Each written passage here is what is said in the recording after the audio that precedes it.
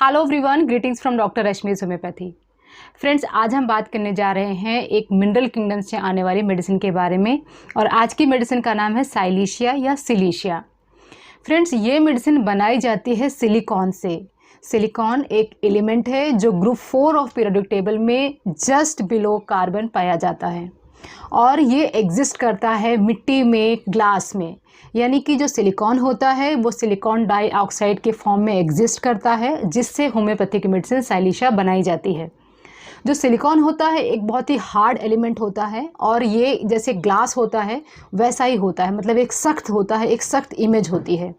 तो ये जो मेडिसिन होती है ये बिल्कुल इसके ही अकॉर्डिंग इसके प्रिस्क्रिप्शन होती है, इसके अकॉर्डिंग इसका कॉन्स्टिट्यूशन होता है। सब कुछ हम डिटेल में जानेंगे। पहले हम बात करते हैं कि ये जो मेडिसिन होती है ये कैसे काम करती है या किन किन बॉडी पार्ट्स पे काम करती है। तो साइलिशिया होम्योपैथिक मेडिसिन एक बहुत ही डीप मेडिसिन है और एक कॉन्स्टिट्यूशनल मेडिसिन की तरह भी इसका उपयोग किया जाता है। ये सबसे अच्छा काम करती है आपकी बोन्स यानी हड्डियों पर, कार्टिलेजेस पर, आपके स्किन पर और आपके पेट पर। साथ के साथ बहुत सारे साइड इफ़ेक्ट्स अगर दूसरी मेडिसिन के होते हैं उनके केसेस में भी साइलिशिया बहुत ज़्यादा इफेक्टिव है। तो पूरी डिटेल में हम डिस्कस करते हैं। तो चलिए आज का टॉपिक स्टार्ट करते हैं। तो फ्रेंड्स, सबसे पहले हम बात करेंगे माइंड सिम्टम्स की, यानी थीम की। थीम जानना इसलिए ज़रूरी है क्योंकि अगर आप साइलिशिया को कॉन्स्टिट्यूशनल मेडिसिन की तरह यूज़ करना चाहते हैं तब आपको इसका पूरा थीम जानना पड़ेगा। क्योंकि कॉन्स्टिट्यूशनल मेडिसिन का मतलब होता है वो दवा, वो मेडिसिन जो आपके स्वभाव, आपकी थिंकिंग, आपके विचार, आपके व्यवहार के हिसाब से आपको दी जाती है, जो कि आपके मोस्ट ऑफ द सिम्टम्स को कवर करती है। तो साइलिशिया के थीम को हम समझने के लिए पहले हम समझते हैं कि जो साइलिशिया होती है बनाई जाती है सिलिकॉन लाइक मटेरियल से। और सिलिकॉन एक बहुत ही हार्ड मटेरियल होता है, सख्त मटेरियल होता है, जैसे ग्लास होता है। अब ग्लास क्या करता है, वो अपनी इमेज को बना करके रखता है, चाहे वो टूट सकता है लेकिन वो मुड़ नहीं सकता। तो ऐसे सख्त स्वभाव के जो लोग होते हैं वो होते हैं साइलिशिया के पेशेंट। मतलब साइलिशिया ऐसे लोगों को दी जाती है जिनकी एक फिक्स्ड इमेज होती है। जैसे इसके थीम को समझने के लिए हम ऐसा समझते हैं कि एक विमेन है जिसकी शादी एक ऐसे इंसान से हुई है जो उससे काफ़ी ज़्यादा अप लेवल पे है, काफ़ी ज़्यादा पढ़ा लिखा है, एजुकेटेड है, और वो उतनी ज़्यादा पढ़ी लिखी या मॉडर्न सोसाइटी की नहीं है।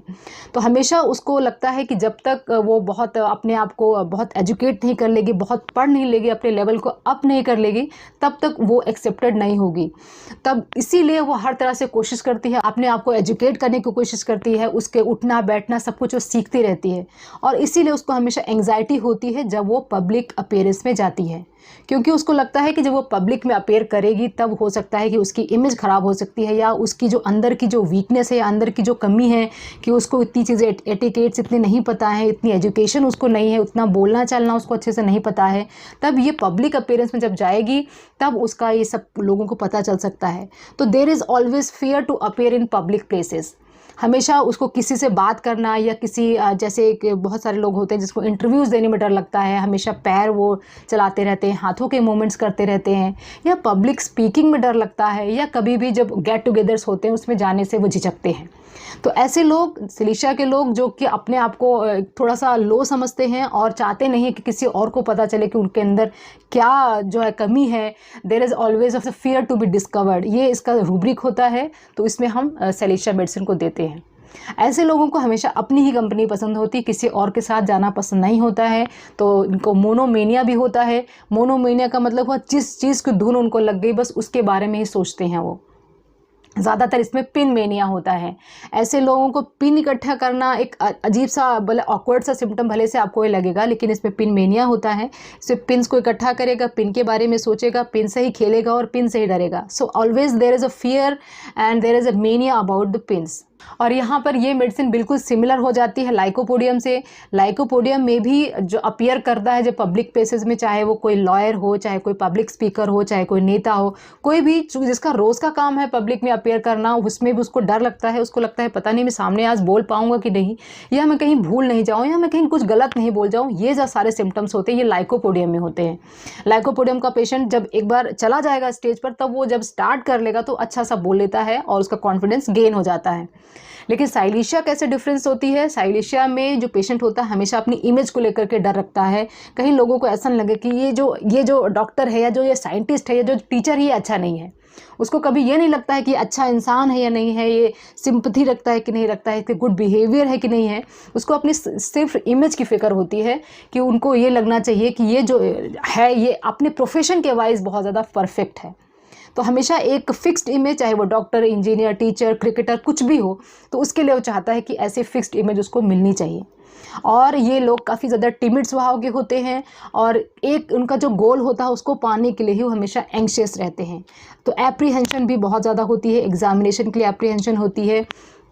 तो फ्रेंड्स, होम्योपैथी में 4-5 मेडिसिन हैं जो बहुत फ्रीक्वेंटली दी जाती हैं ऐसे केसेस में जब एक तरह से परफॉर्मेंस का एंग्जाइटी होता है।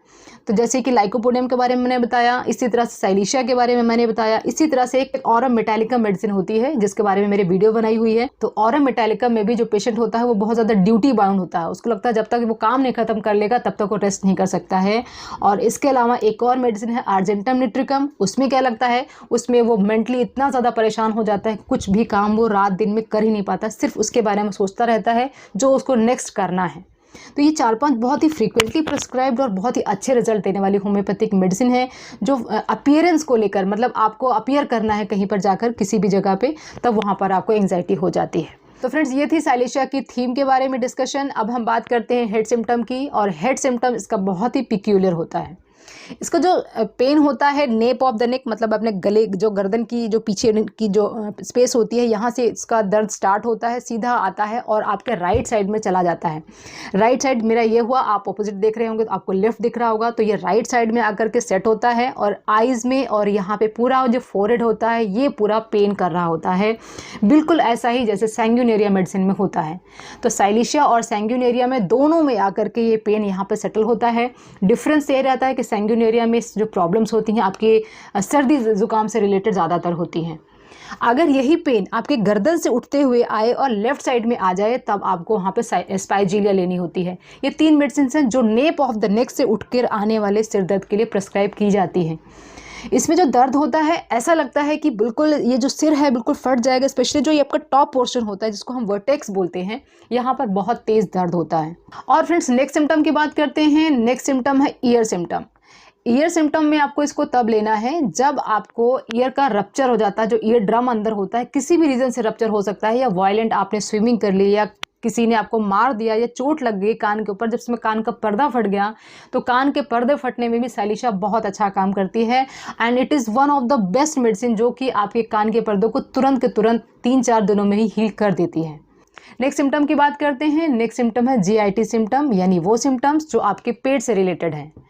तो ये मेडिसिन दी जाती है ऐसे लोगों को जिनको गरम गरम खाना बिल्कुल बर्दाश्त नहीं होता, वो गरम गरम खाना नहीं खा सकते हैं, और साथ में जो मीट होता है उनको देख करके भी उनका मन खराब हो जाता है। वैसे ऐसे लोग जो होते हैं जिनको साइलीशिया बहुत अच्छा सूट करती है, इन लोगों को ठंड बहुत ज़्यादा लगती है। गर्मियों में भी इनको इतनी ठंड लगती है कि बिना चादर लिया या बिना पूरी तरह से कवर के वो सो नहीं सकते हैं या बैठ नहीं सकते हैं। सिर को भी पूरा कवर करके लगते हैं, भले से सिर में बहुत ज़्यादा स्वेटिंग होती है लेकिन फिर भी वो चादर अपनी निकाल नहीं सकते हैं। वेरी चिली पेशेंट साइलीशिया होते हैं, और ऐसे लोगों के अंदर ये सिम्टम्स आते हैं तब आप उनको साइलीशिया दे सकते हैं। फ्रेंड्स, नेक्स्ट सिम्टम की बात करते हैं। नेक्स्ट सिम्टम है कॉन्स्टिपेशन। साइलीशिया कॉन्स्टिपेशन के लिए बहुत अच्छी दवा है। ये बच्चों में भी बहुत अच्छा काम करती है और बड़ों में भी बहुत अच्छा काम करती है। होम्योपैथी में बहुत सारी दवाएं हैं जो कब्ज़ के केस में दी जा सकती हैं, जैसे थूजा है, एलुमिना है, ब्रायनिया है। हर मेडिसिन का अलग अलग इंडिकेशन है। साइलीशिया में जो पेशेंट होता है जब जोर लगाता है तो सही से स्टूल पास नहीं होता है, या बहुत ज़्यादा जोर लगाने पर जब स्टूल पास भी होता है तो फिर से वापस चला जाता है, रिसीडिंग बैक हो जाता है, जैसे कि थूजा में भी होता है। ब्रायनिया में कब्जी इसलिए होती है क्योंकि ब्रायनिया में जो स्टूल्स होते हैं बहुत ज़्यादा ड्राई हो जाते हैं, सारे सिम्टम्स में ड्राइनेस रहती है और स्टूल्स काफ़ी ज़्यादा हार्ड और ड्राई हो जाते हैं, इसलिए पेशेंट कब्ज हो जाती है, पेशेंट निकाल नहीं पाता स्टूल्स को। एलुमिना में इसलिए होता है क्योंकि जो आंतें होती हैं इतनी कमज़ोर हो जाती हैं कि वो जोर ही नहीं लगा पाता। तो हर रीज़न के हिसाब से अलग अलग मेडिसिन होती हैं जो कब्जी के केसेस में होम्योपैथी में दी जा सकती हैं। इसमें जो कब्ज़ होती है, स्पेशली फीमेल्स की अगर बात करें तो फीमेल्स के केसेस में पीरियड से पहले, पीरियड्स के दौरान और पीरियड्स के बाद, इन तीनों टाइम पर कब्ज़ी ज़रूर बनी रहती है, और अगर ऐसे सिम्टम्स मिलते हैं तभी भी आप साइलीशिया ले सकते हैं। फ्रेंड्स, इसके अलावा बात करते हैं ग्लैंड्स के लिए, और ग्लैंड्स में सपुरेशन के केसेस में, इन्फ्लामेशन के केसेस में भी साइलीशिया ली जाती है। चाहे आपके जो थ्रोट के ग्लैंड्स हैं, चाहे आपके ग्रॉइन के ग्लैंड्स हैं, वहाँ पर जब ये हार्डनेस बहुत ज़्यादा हो जाती है या पेन रहता है, इन्फ्लामेशन रहता है या हार्ड हो जाती हैं, तो उन केसेस में भी हम साइलेशिया देते हैं। नेक्स्ट सिम्टम की बात करते हैं, और सबसे इंपॉर्टेंट सिम्टम जिसमें silicea most of the cases में दी जाती है वो है स्किन सिम्टम्स।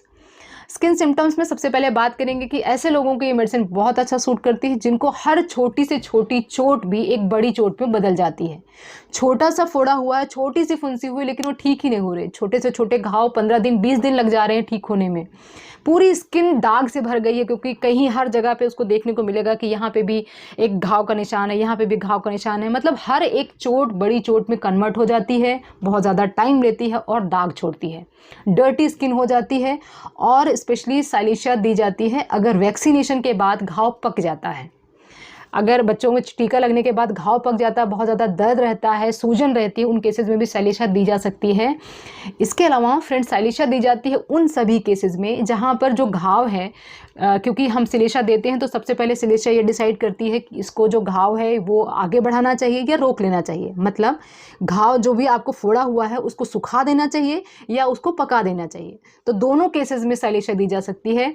अगर वो स्टेज होगी कि वो सूख सकता है बिना पके हुए तो सुखा देती है, और अगर वो पका करके पस निकालना चाहती है तो इसको हम इसीलिए सर्जिकल नाइफ भी बोलते हैं। साइलेशिया को सर्जिकल नाइफ इसलिए बोला जाता है क्योंकि घाव को बिना काटे ही वहाँ से पस पूरा निकाल देती है। लेकिन अगर अभी वो पस बनने लायक कंडीशन में नहीं है तो उसको पहले ही वो जो है सुखा देती है। तो दोनों के केसेस में साइलेशिया दी जा सकती है। तो फ्रेंड्स, साइलेशिया को हम दे सकते हैं हर उस घाव को सुखाने के लिए, चाहे वो कार्बंकल्स हों। कार्बंकल्स का मतलब वो बहुत सारे छोटे छोटे से दाने से निकल आए हो एक जगह पर, फिस्टुला की प्रॉब्लम हो गई हो, चाहे वो लैक्राइमल फिस्टुला की बात हो गई हो, ईयर ड्रम के रप्चर की बात हो गई हो, अल्सर्स की बात हो गई हो, जहाँ पर भी पस फॉर्मेशन हो चुका है, पस को अब्जॉर्व करने के लिए या पस नहीं बनने देने के लिए हम साइलेशिया को दे सकते हैं। इसके अलावा फ्रेंड्स, साइलेशिया दी जाती है बच्चों के केसेस में। अब क्या सिम्टम्स देख करके आपको बच्चों को देनी है? अगर बच्चे माल नरिश्ड हैं, माल नरिश्ड मतलब कि अगर सब कुछ बच्चे खा रहे हैं लेकिन फिर भी वो बिल्कुल देखने में लगता है कि उनको कुछ खाने को नहीं मिलता है, बच्चे का पेट निकल जाता है, बच्चे को सिर से इतना ज़्यादा पसीना आता है और उसके पसीने से बहुत ज़्यादा स्मेल आती है, बिल्कुल सार स्मेल आती है, सिर के पसीने से, पूरी बॉडी के पसीने से बहुत ज़्यादा स्मेल आती है। और ऐसे बच्चे क्योंकि न्यूट्रिशन उनको पूरा नहीं मिल पा रहा है तो चलने में भी काफ़ी देर से स्टार्ट करते हैं। तो वीक बोन्स होती है जिन बच्चों की, और पेट काफ़ी निकला होता है, ऐसे सिम्टम्स में हम साइलेशिया दे सकते हैं। इसके अलावा फ्रेंड्स, साइलेशिया हम दे सकते हैं उन बच्चों को भी जिनके जो फॉन्टेनेलाज हैं ये ओपन है। वैसे ही जो आगे के फॉन्टेनेलाज होते हैं बच्चे के जन्म के 18 महीने तक ये बंद हो जाने चाहिए, लेकिन अगर अभी तक ये नहीं बंद हुए हैं क्योंकि जो न्यूट्रिशन है पूरा नहीं मिल रहा है, बच्चे के माइलस्टोन्स में वीकनेस है, कमी है, तो उन केसेस में भी हम साइलेशिया दे सकते हैं। तो साइलेशिया बच्चों की बहुत अच्छी मेडिसिन है अगर ये सारे सिम्टम्स मिलते हैं। इसके अलावा फ्रेंड्स, बात करते हैं साइलेशिया में एग्रेवेशंस क्या क्या है, एम्यूरेशंस क्या है। एग्रेवेशंस का मतलब हुआ कि आपको कौन कौन से सिम्टम्स में आपकी प्रॉब्लम बढ़ जाती है। तो ऐसे लोगों को जब ठंड लगती है तब उनकी प्रॉब्लम बढ़ जाती है, मतलब अगर उनको अनकवर कर दो, चादर उनकी ले लो, तब उनको बहुत प्रॉब्लम होती है। या फीमेल्स के केसेस में पीरियड्स के दौरान बहुत प्रॉब्लम होती है। तो ऐसे सिम्टम्स में, और इसके अलावा अगर एम्यूरेशंस की बात करें तो ऐसे लोगों को कवर करके रखने में सारे प्रॉब्लम्स में उनको आराम मिलता है। अब हम बात करते हैं कौन कौन सी मेडिसिन है जिनको इनके साथ में लिया जा सकता है या इनके साथ मिलती जुलती कौन कौन सी मेडिसिन हैं। तो वो है थूजा और सैनिकुला।